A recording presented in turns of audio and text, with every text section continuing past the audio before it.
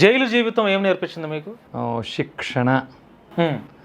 ఎన్నో కొత్త విషయాలు నేర్చుకోవటం. హ్మ్. అక్కడ ఎంతోమంది భక్త రామదాసులు ఉన్నారండి జైల్లోని. ఉన్నారు. ఎంతోమంది భక్త రామదాసులు ఉన్నారు అక్కడ. ఆ. ఏ తప్పు చేయకుండా ఆ. జైలు జీవితం అనుభవించేవారు చాలా ఎక్కువ మంది ఉన్నారండి జైల్లోను. మీరు తప్పు చేసి జైలుకి వెళ్ళారనే అభిప్రాయం మీలో ఉందా, లేకపోతే కావాలని నన్ను ఇరికించారనే ఫీలింగ్ ఉందా మీకు? నా రిమాండ్ రిపోర్ట్లో లేని కేసులు, కొట్టేసిన కేసులు కూడా ఉన్నాయే హ్మ్.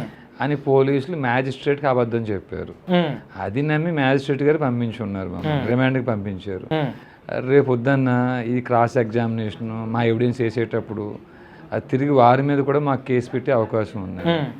అయ్యా, ఇప్పుడు కేవలం తప్పుడు సెక్షన్స్, ఇర్రిలవెంట్ సెక్షన్స్, ఆ లేని వాటిని ఉన్నట్టుగా చూపించి మరి రిమాండ్కి పంపించారు. మేము మొదటి నుంచి చెప్పేది అదే, కాగ్నైజబుల్ అఫెన్స్ని నాన్ కాగ్నైజబుల్ అఫెన్స్ని కాగ్నైజబుల్గా మార్చేటువంటి ప్రాక్టీస్ పోలీసులకు ఉంది. అది డబ్బు ఉన్నవాడికి ఒక న్యాయం, డబ్బు లేనివాడికి ఒక న్యాయం. అన్యాయం ఎక్కడైతే ఎంత అన్యాయం చేసినా పలుకుబడి ఉన్నవాడికి, అధికారం ఉన్నవాడికి, డబ్బు ఉన్నవాడికి అది న్యాయంగా మారిపోతుంది.